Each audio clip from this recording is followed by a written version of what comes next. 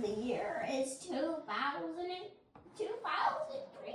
and the laws where I, Rosa Parks, infamously refused to give up my seat on is pulling into the Henry Ford Museum in Dearborn, Michigan.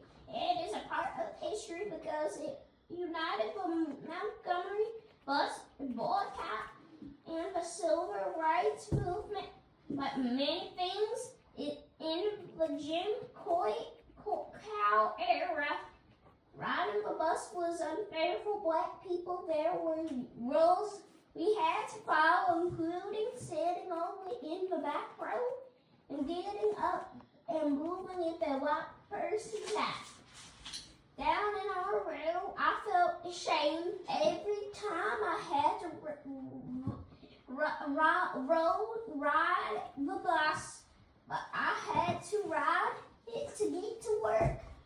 Things had to change. On December 1, 1955, I refused to get up when a white man sat down in my row. The bus driver asked if I was going to stand up, and I told him no. He said he would have me arrested. I said I would. What? You may do right. I was then arrested.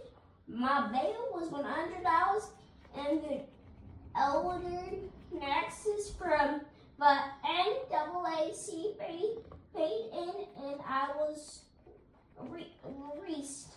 After this, the bus boycott began. All black people were asked to avoid riding the buses. On December 5th, 1955, we wanted to show the bus complaints how much they needed black passengers and show them how much money they would lose without us. The boycott went for more than a year, and it was a huge success. It united the black community on November 13, 1956. The U.S. Supreme Court said that buses segregations was informally.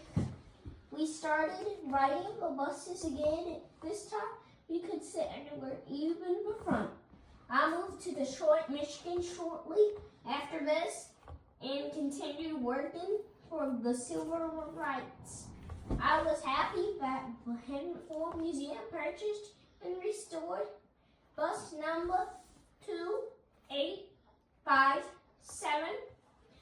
Like the bus I refused to give up my seat segregations, and I was even at the registration celebration.